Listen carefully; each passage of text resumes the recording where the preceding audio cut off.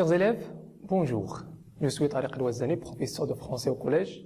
Toujours dans le cadre des cours à distance, et j'espère que vous les suivez, je présente une activité de langue destinée pour les élèves de la deuxième année du cycle secondaire collégial.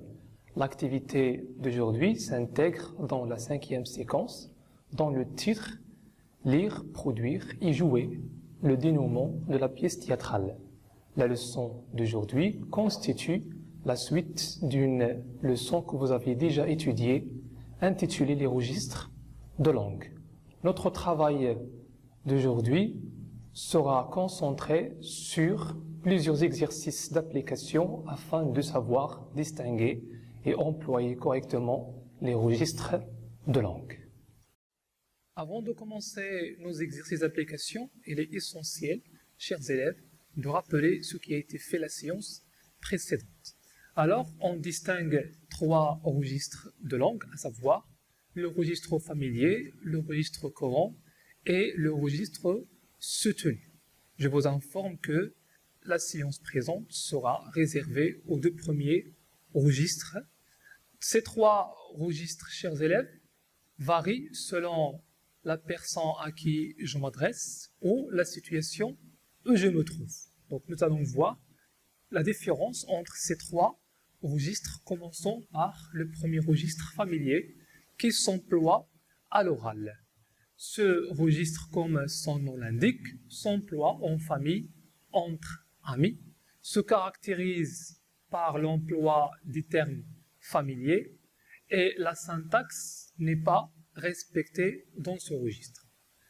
Pour le deuxième registre courant, qui s'emploie à l'oral et à l'écrit, comme son nom l'indique aussi, s'emploie dans la vie courante, au travail, à l'école, dans le milieu professionnel en général. Se caractérise par l'emploi des termes qui sont courants, ça veut dire habituels, et la syntaxe est respectée dans ce registre. Quant au registre soutenu, qui s'emploie à l'écrit, s'emploie dans les situations formelles, par exemple les grands discours, dans les textes littéraires, se caractérise par l'emploi des termes qui sont rares, qui sont recherchés et littéraires, et la syntaxe dans ce registre est nettement plus complexe. Alors, commençons nos exercices d'application par cette première question. Je lis la consigne. À quel registre appartient chacune des phrases suivantes? Le registre courant ou bien le registre familier. Alors, nous avons 4 phrases. Je lis. Je n'ai pas lu ce livre. Elle est cool, ta bagnole. Arrête de chialer comme une meuf.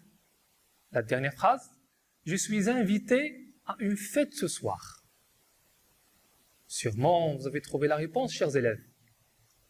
Alors, commençons la correction et voyons la première phrase. Je n'ai pas lu ce livre. Alors, cette phrase fait partie du registre courant. Exactement, chers élèves.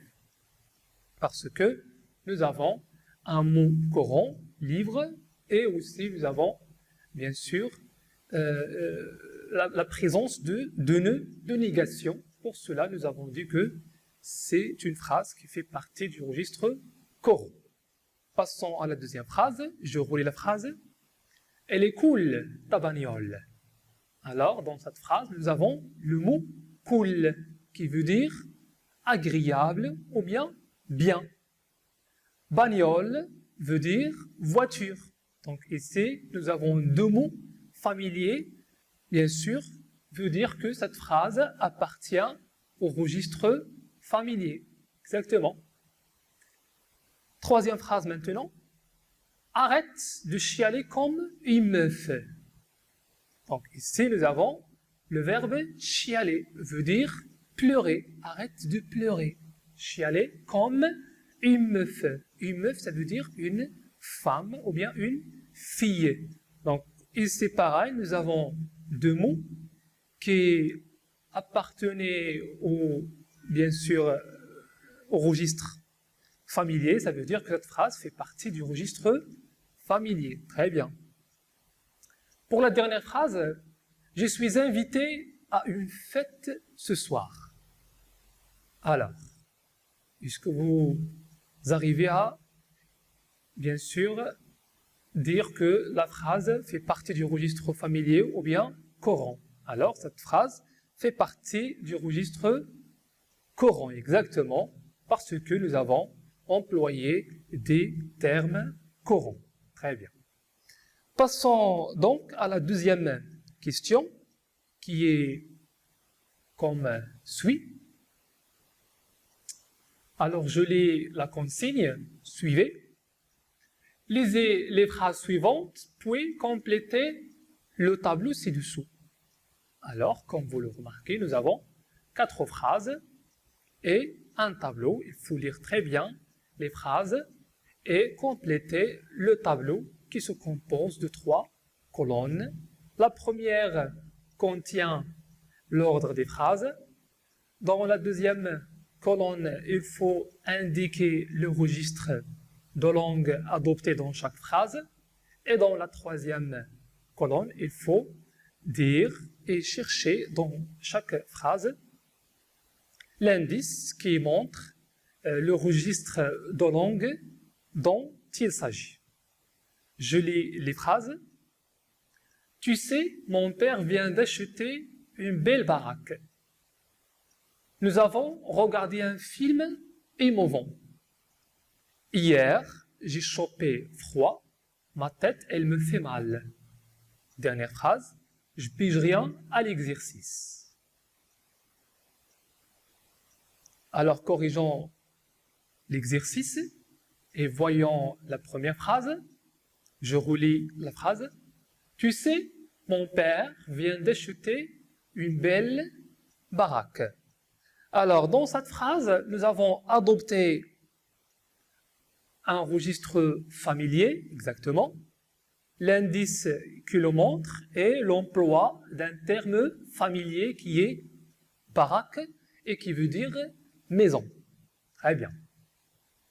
Dans la deuxième phrase, nous avons regardé un film émouvant.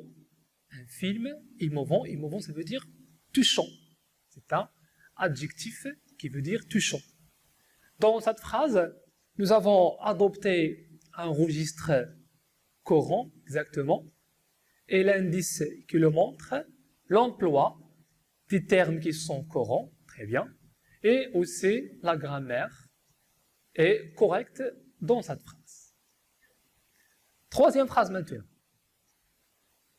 Hier, j'ai chopé froid, ma tête, elle me fait mal.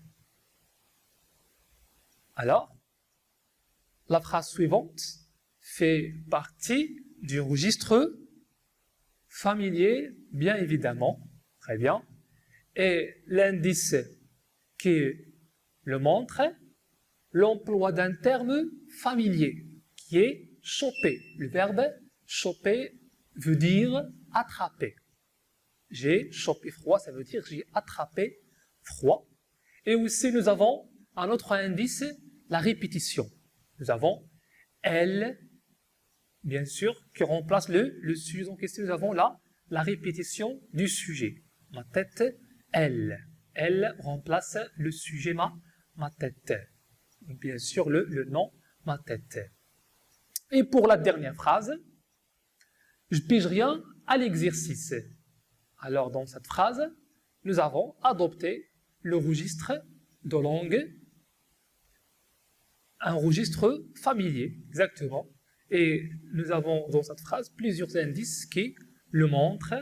Nous avons le premier indice, la prononciation de je, donc je au lieu de je. Nous avons employé un terme familier, pige, c'est le verbe piger, qui veut dire comprendre. Et aussi dans cette phrase, nous remarquons l'absence de négation. Je pige rien au lieu de je ne pige rien.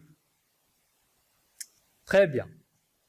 Continuons vers la question 3, qui est comme suit. Je lis la consigne.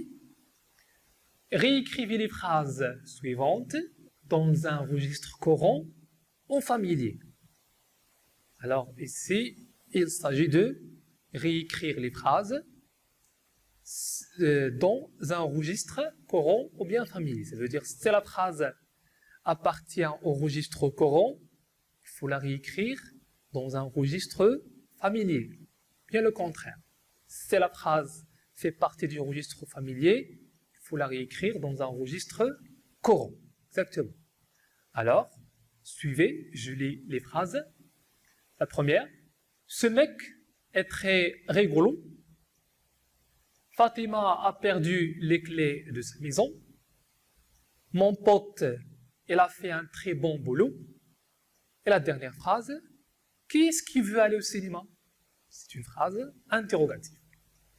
Alors, vous avez trouvé la réponse? Alors, commençons la correction. Je relis la première phrase. Ce mec est très rigolo. Alors, rigolo, c'est un adjectif qui veut dire qui fait rire, qui vient du verbe rigoler, ça veut dire rire. Donc, cette phrase fait partie du registre familier, exactement. Alors, il faut la réécrire dans un registre courant. Et nous obtiendrons la phrase suivante. Cet homme est très drôle. Donc, mec devient homme, rigolo devient drôle. Très bien. Passons à la deuxième phrase. Fatima a perdu les clés de sa maison. Et ici, nous avons le verbe perdre, qui signifie ne plus savoir où se trouvent, bien sûr, les clés ou bien un objet. Et si nous avons adopté un langage courant, alors il faut réécrire la phrase dans un registre familier et la phrase devient Fatima a paumé les clés de sa baraque. Comme vous le remarquez, donc perdre devient paumer en langage familier et maison devient baraque en langage toujours familier. Troisième phrase, mon pote, il a fait un très bon boulot. Alors cette phrase est bien sûr fait partie du registre familier, bien évidemment. Il faut la réécrire dans un registre courant et nous obtiendrons mon ami a fait un très bon travail. Exactement. Comme vous le remarquez, vous savez que pote devient ami et boulot devient travail. Exactement. Voyons maintenant la troisième, ou bien la quatrième et la dernière phrase. Qui est-ce qui veut aller au cinéma? Alors, cette phrase appartient au registre courant. Exactement. Il faut la réécrire dans un registre familier et nous obtiendrons la phrase suivante. C'est qui veut aller au cinéma? Ou bien, pardon, c'est qui veut aller au ciné? Exactement. Donc, qui est-ce devient c'est qui et cinéma devient ciné. Donc, nous avons abrégé le mot cinéma, bien sûr. Terminons nos exercices, chers élèves, par cette quatrième question qui est comme suit. Je lis la consigne. Complétez le tableau suivant à l'aide des mots de la liste proposée. Alors, comme vous voyez, nous avons une liste qui contient plusieurs mots qui sont familiers et d'autres qui sont courants. Il faut bien sûr les classer dans le tableau suivant qui se compose de deux colonnes, le registre familier et le registre Coran. En fait, chaque mot aura son équivalent. Je lis la liste proposée. Bosser, fatiguer, voler, médecin, eau, partir, mourir, piquer, faucher, flotte, travailler, crever, claquer, flic, donner, pauvre, tobib, policier, sous-casser, sous, filet et le dernier mot, argent. Alors, comme j'avais dit, il faut bien sûr les classer dans le table. Commençons alors la correction par bien sûr le premier mot, bosser. Donc, à votre avis, bosser, est-ce que c'est un mot qui appartient au registre familier ou bien courant? Exactement. Donc, fait partie, bien sûr, du registre familier. Fatigué. Exactement. C'est un mot courant. Voler. Exactement. Pareil. Courant. Médecin. C'est un mot courant. Très bien. Eau. Aussi, c'est un mot courant. Partir. Exactement. C'est un mot courant. Mourir. Fait partie du registre courant. Piquer. Non, exactement. Ce n'est pas un mot courant, c'est un mot familier. Très bien. Et qui veut dire voler. Voler quelque chose, piquer quelque chose, par exemple. Faucher. C'est un mot familier. Exactement. Flotte. C'est un mot qui fait partie du registre familier qui veut dire eau. Le verbe travailler, c'est un mot courant, très bien, donc qui signifie bien sûr bosser. Je travaille, ou bien on dit aussi je bosse en langage familier. Puis nous avons crever. Le verbe crever, c'est un mot familier, très bien, qui veut dire mourir. Claquer, c'est un mot familier, très bien, qui veut dire fatigué. Je suis fatigué, ça veut dire je suis claqué, en langage familier. Flic, un flic, c'est un mot familier, exactement. Donner, bien évidemment, c'est un mot courant. Pauvre, c'est un mot courant, exactement. Et bien sûr, pauvre, en langage familier, on dit fauché. Je suis pauvre, je suis fauché. Tobib, c'est un mot familier, exactement. Donc, un tobib, un médecin en langage courant. Un policier, bien évidemment, c'est un mot courant. Très bien, on dit un policier en langage courant et en langage familier, on dit un flic. Se casser, c'est un, bien sûr, mot qui fait partie du registre familier. Se casser veut dire, bien sûr, en langage courant, partir. Sous, c'est un mot familier, très bien. Et puis nous avons le verbe filer, filer quelque chose. Donc c'est un mot familier qui veut dire donner. Filer quelque chose, ça veut dire donner quelque chose en langage courant. Et le dernier mot, argent. Donc qu'est-ce qu'il reste? Bien sûr, un registre courant. Donc argent, c'est un mot courant qui veut dire sous. L'argent, ça veut dire sous. Exactement. Chers élèves, notre travail touche à sa fin. Merci pour votre attention et je vous souhaite très bon courage.